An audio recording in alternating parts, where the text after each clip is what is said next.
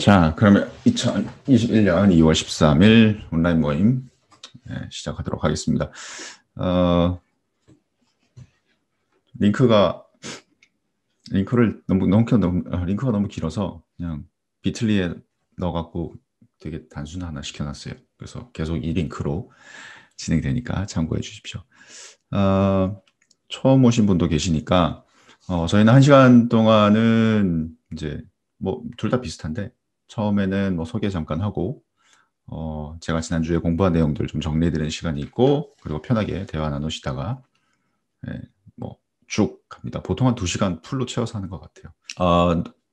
세미나는 녹화, 녹음되는 거, 좀 확인해 주시고, 원래는 이거를 정리를 해서 작업을 했었는데, 작업은 아직 못하고 있고, 멈췄어요. 예, 아마존 셀링에서 돈이 좀 생기면 더 계속 하자, 뭐, 이런 생각으로 좀 마음이 좀 바뀌어서, 그리고 대신에 앞에 제가 초반에 그 여러 가지 뭐 제가 공부했던 내용들 그거는 제가 아예 영상을 떠서 블로그에다가도 올리고 카페 게시판에 또 정리를 할 예정이니까 그거 한번 말씀해 주시고, 블로그에 들어가면 힐리움10 광고가 있기는 하나 이건 좀 양해 부탁드리겠습니다. 단톡방과는 전혀 관련이 없는 내용이니까 오해하지 마시고, 오늘 갖고 온 내용은 이번 주에 되게 재밌는 컨퍼런스가 하나 있었어요. 제가 생각했던 그런 컨퍼런스 버전인데 좀 더 많이 파시는 분들 컨퍼런스. 네. 사진에 있는 중국 아저씨가 게리 황이라는 아저씨인데 LA에서 뭐 자랐고 중국에서 소싱 회사를 하나 운영을 하고 계시대요. 그래서 오래전부터 아마존에서 판매를 좀 하고 있었고, 이 아저씨가 만든 2018년에 세븐 피겨 셀러 서밋이라는 모임을 만들었어요. 그 뭐 제목 보듯이 세븐 피겨 셀러 서밋 대단한데, 왜 밀리언 달러 서밋, 밀리언 달러 클럽, 아마존 그 셀러들 사이에서 뭐 있는 또 모임, 온라인 모임 같은 게 하나 있는데 그것도 밀리언 달러 클럽이라는 것도 있는 것처럼 뭐 이 아저씨는 세븐 피겨 셀러 서밋이라고 되어 있는데, 뭐 얘기인즉슨 2018년부터 홍콩에서 이런 컨퍼런스를 진행을 하고 있었대요. 근데 이제 올해는 코로나 때문에 어떻게 하지 생각하다가 이제 온라인으로 하셨다는데 어, 되게 좀 굉장히 알찬 내용이었습니다. 하루에 6시간씩 그 컨텐츠가 6일 내내 뭐 거의 한 일주일 가까이 이렇게 있었는데, 그 중에 좀 뻔한 거 빼고 영업 관련 지나치게 영업하는 거 빼고 좀 괜찮은 내용들을 조금, 이거는 좀 한번 봐야겠다라는 생각들이 든 내용들이 있어서 그걸 좀 추려봤어요. 보니까 이 강의 구성이 뭐 첫 번째는 사업은 어떻게 해야 되는지, 뭐 기본 펀더멘털 관련돼서 가져야 될 뭐 접근, 그리고 마케팅과 브랜딩 관련된 내용들, 그리고 뭐 세븐 피겨 셀러라는 이런 모임의 이름에서도 얘기해 주시듯이 조그만 개인적인 회사에서 커다란 기업으로 스케일하기 위해서 필요한 것들, 그리고 수익을 관리하기 위해서 무엇이 필요한지, 그리고 아마존 비즈니스를 이제 정리를 하고 이거를 내 비즈니스를 팔고 나올 때 보통 이제 뭐 벤처 캐피탈에서 엑시트 스트래티지 이렇게 얘기하는데, 그 엑시트를 어떻게 할 것인지. 그래서 5개 영역으로 세션을 만들어 놓고 여러 가지 뭐 사람들이 와가지고 얘기를 했고, 뭐 눈에 뭐 대충 아시는 분들이 뭐 팀 조던, 우리 그 아마존 힐리움10에서 그 AMPM 팟캐스트를 매니코트에 이어서 진행하고 있는 뭐 팀 조던 어, 또 있었고, 그리고 그 저기 뭐야 온라인 비즈니스 모델 갖고 되게 강의 많이 하는 짐 크로컴 뭐 이런 아저씨들 나와가지고 얘기했는데, 상당 부분 많은 사람들이 자기네들 강의를 와 코스를 팔기 위해서 유료 콘텐츠를 대거 이 세미나를 통해서 공개하는 이런 식으로 진행을 하기는 했는데, 이미 네, 많은 좀 괜찮은 정보들이 많이 나와서 뭐 이제 앞으로 한 2, 3주, 2, 3주간 몇 개 추려가지고 전달을 드릴 예정이에요. 자, 넘어가죠. 어, 첫 번째로 제가 이거는 좀 관심 있다라고 본 게 그 존 포터라는 회사에 바딘 페트로브라는 사람이 아마존 사진을 어떻게 찍어서 업로드를 해야 되는가, 이 얘기를 이렇게 했는데 이, 이 사람의 요지는 오이, 패스. 이 사람의 요지는 뭐였냐면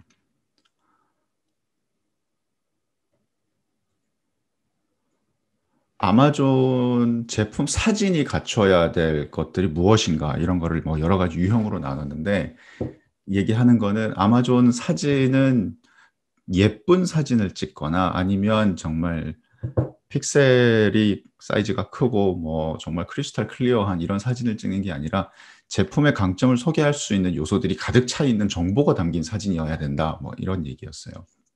그래서 뭐 비싼 걸 찍을 필요도 없고 뭐 고해상도가 찍을 필요도 없고 정말 제품이 갖고 있는 장점을 잘 전달하는 사진을 만들어야 된다. 뭐 이런 솔직히 뭐 뻔한 얘기인데 우리 사진 찍다 보면 그 간과하고는 하죠. 그래서 자기가 생각하기에는 아마존에서 사진을 찍을 때 해야 되는 유형이 55가지가, 55가지가 있대요. 근데 그 중에서 한 12개 정도를 추려서, 이렇게 뭐 공개를 했는데, 12개 말고 다른 것들도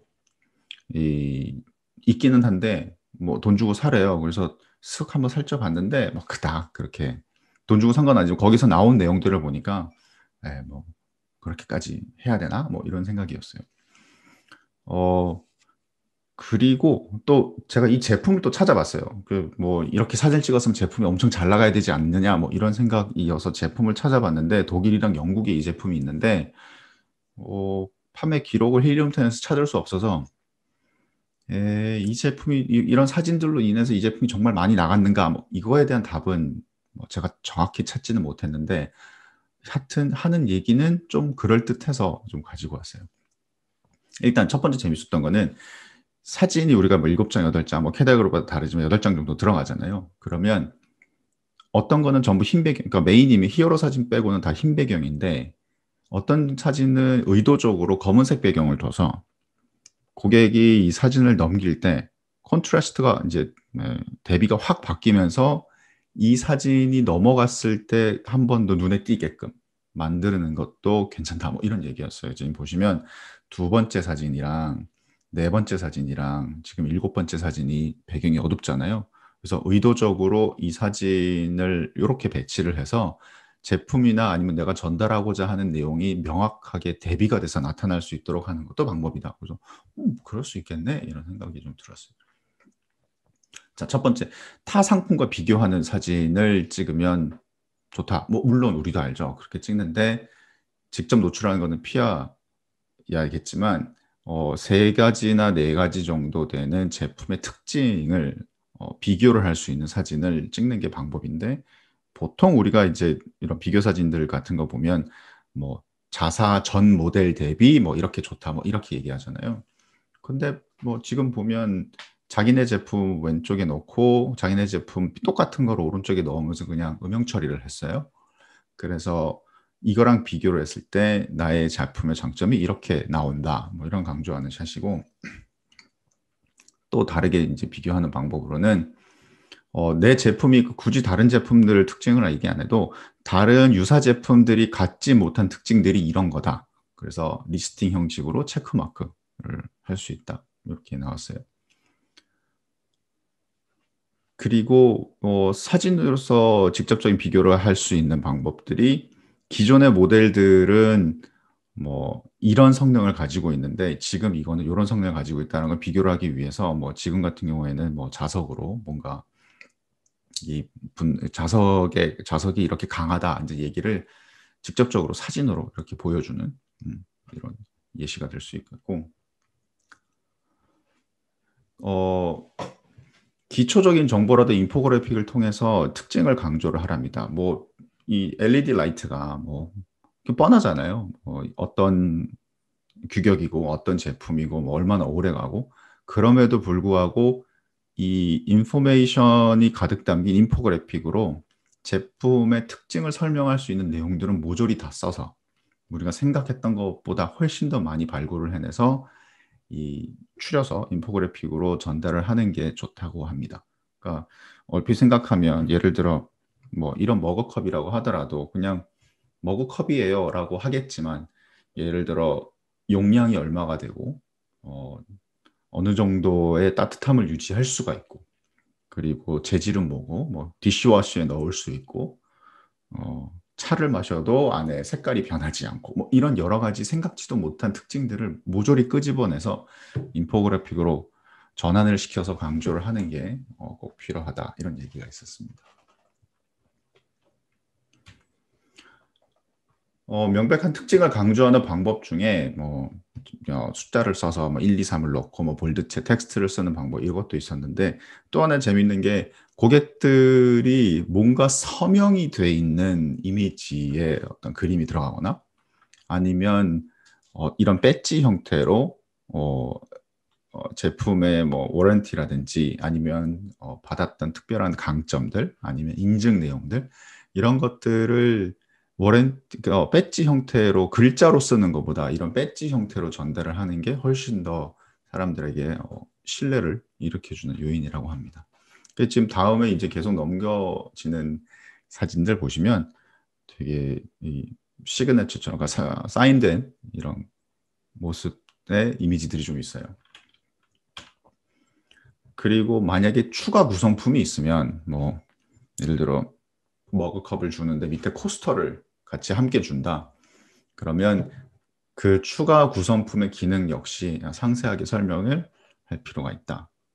왜냐하면 다른 제품과 비교돼서 에디셔널 보너스니까 이런 것도 충분히 설명이 필요하다. 뭐 이런 내용이었고요.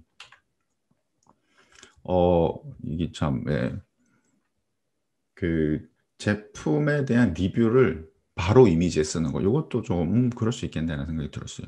우리 제품 보면 5스타 리뷰 받은 내용들 있잖아요. 그거를 캡처를 해서 다시 그냥 이미지에다가 넣고 그러니까 고객들이 별점만 보는데 실제 다른 고객들은 이런 느낌이었구나라는 내용들을 바로 알 수 있게끔 하고 이 별 5개를 넣는 게 TOS 위반이냐 위반이 아니냐 뭐 이런 얘기를 조금 이 컨퍼런스에서 얘기가 있었는데 이쪽 하여튼 이 친구의 얘기는 될 때도 있고 안 될 때도 있는데 하면 좋다 뭐 이런 거였어요. 그래서 별 5개에 대한 거는 되게 조심스러워 하기는 했는데 이미 그 밑에 보듯이 뭐 사인 시그니처 그 이미지가 하나 있고 그리고 머니백 개런티 30일 이 배지 넣는 거 이런 것도 뭐 유효했다 이런 얘기였고 고객이 사진으로서 사용기를 뭐 리뷰에다 올린다든가 아니면 뭐 다른 자사몰에서 사진 리뷰가 있다면 그것 역시 이 이미지화 시켜서 메인 포토에다가 집어넣을 수 있다 뭐 이런 얘기였어요. 그리고 브랜드 스토리 내가 운영하고 있는 이 제품이 왜 이렇게 만들었고 나는 이 사장이라는 사람은 CEO라는 사람은 누구고 그리고 만약에 제품이 관련된 인증이 있거나 아니면 수상 내역이 있거나 이러면 그건 역시 표시를 해주고 그래서 브랜드 스토리를 만들어서 이 제품에 대한 어떤 신뢰도를 높이는 사진을 넣으면 좋겠다 뭐 이런 얘기 있었고요. 그리고 연관 제품을 함께 팔고 계시면 만약에 같은 뭐 멀티 에이신 그 차일드 에이신이 있어서 뭐 그런 게 있으면 그냥 함께 같이 구성을 해서 이것도 같이 뭐 카트에 담지 않을래 뭐 이렇게 얘기를 할 수도 있다고 합니다. 그리고 아마존 쿠폰을 이제 집어 넣으면 이제 쿠폰이 일단은 이제 초록색 창이 이렇게 조그맣게 초록색 칸이 하나 있는데 그 아마존 쿠폰의 사용 비율 이런 것들이 크게 높지 않으니까 실제 사람들이 이 할인에 대한 그리고 구매 전환에 대한 촉진을 하기 위해서 정말 쿠폰이 있다 이런 사진들을 집어넣어서 이 전환율을 높이는 뭐 이런 사진을 쓰면 좋겠다 이런 얘기였어요. 그래서 다시 강조하지만 이 제품의 그러니까 아마 리스팅에 올라가는 사진은 뭐 정말 막 크리스탈 클리어하고 엄청나게 사이즈가 큰 이런 제품이 사진이 아니라 강점을 설명할 수 있는 요소로 갖춘 정보력이 있는 사진이어야 된다. 뭐 이게 정말 내용들이었고 이 실제 사진이 더 좋은가 아니면 3D 이미지가 훨씬 더 좋은가 이거에 대해서도 좀 얘기가 있었는데 뭐 사진을 이렇게 고해상도로 접근을 해서 사진을 찍을 수 있으면은 좋고 3D 모델이 있어서 이렇게 전달을 하면 좋기는 한데 훨씬 더 유용한 거는 그러니까 만지기 편한 거는 3D 사진인데 이제 뭐 모델링 해야 되고 뭐 이런 게 있으니까 좀 부담이 된다 뭐 이런 게 얘기가 있었고 강조해야 되는 부분이 있으면 초근접 촬영을 해서 이 내용 그 해당 제품에 대한 강점을 제대로 강조하는 것이 더 좋겠다 뭐 이런 얘기였어요. 그 컨퍼런스 듣다가 광고 관련된 컨퍼런스를 듣다가 광고에 뭐 외부 링크를 추적할 수 있는 얘기가 있다 뭐 이런 얘기가 나와서 뭐지? 라고 했는데 진짜 있더라고요. 그래서 신청은 했는데 자세하게 안 들어가 봐서 모르겠지만 혹시 해보신 대표님들 있으면 한번 얘기해 주세요. 아마존에 광고 이쪽 섹션에 아마존 애트리뷰션이라는 기능이 있는데 베타 버전이래요. 그래서 뭐 인바이트 온리라는데 브랜드 레지스트리가 되면 그냥 할 수 있는 것 같습니다. 제가 그 매출이 거의 없는 잘 이렇게 지금 요즘에 그 제품의 PL 제품 때문에 뭐 마음고생하고 있는데 광고는 주기 끝까지 지금 계속 돌리고 있거든요. 11월부터 PPC는 끄지 않고 돌리고 있는데 그런 비리비리한 상품을 가지고도 신청을 하니까 됐어요. 그러니까 여러분들 한번 신청하시면 될 것 같은데 캠페인 들어가시면 그 PPC 광고 메뉴 바로 밑에 Managing Non-Amazon Ad라는 이름으로 아마존 애트리뷰션이라는 기능이 있어요. 이렇게 보니까 그 페이스북의 픽셀 정도까지 막 완전 뭐 엄청 강력한 건 아닌데 이 구매자가 들어왔을 때 어떤 활동을 하는지를 이제 모니터링을 좀 할 수 있는 것 같아요. 그래서 되는 마켓은 미국, 캐나다 하고 유럽 5개 국가 뭐 이렇게 돼 있는데 이 신청은 가서 그냥 보시면 되고 요 그 PDF 자료 들었던 것 중에 요 링크 들어가시면 이 관련된 자료들이 좀 있습니다. 근데 요 그로서리 요 텀을 들어가시면 제가 지금 이게 UK 거라서 그로서리 텀이 UK 건데 이 이런 파라미터들을 그 추적을 할 수 있다 그래요. 그러니까 구매자가 카트에 몇 번 집어넣었는지 그리고 내가 그 저기 뭐야 링크에다가 이제 성격들을 애트리뷰션 성격들을 집어넣어서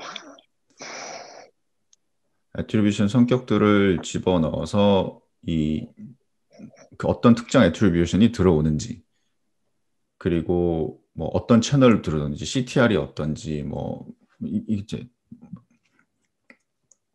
그래서 구매가 얼마나 일어나는지 이런 것들을 볼 수 있대요. 그래서 아직 설정은 안 해봤는데 설정하는 화면을 보니까 그렇게 막 지나치게 어려운 것 같지는 않아요. 그래서 혹시 한 번들 다 해보시고 브랜드 레지스트리가 돼 있고 신청을 하면 어, 그 신청을 하면 이게 좀 생각해보자. 그래서 메뉴에 들어가서 신청을 하면 이 이메일이 하나 날라오는데 제가 잠깐 찾아볼게요. 잠시만요. 혹시 이거 해보신 분 계신가요? 그래서 여튼 들어가면 뭐 여기까지는 뭐 별 기능 아니고 오더를 클릭해서 어떤 제품을 넣을지 막 정하고 익스터널 아이디 이런 걸 써서 내면 하여튼 뭔가 애트리뷰션을 추적할 수 있는 뭔가가 있다는 거죠. 그래서 한 이번 주나 다음 주는 이제 제품 추가 구성품이 도착을 하면 영국에 한번 해보려고 합니다.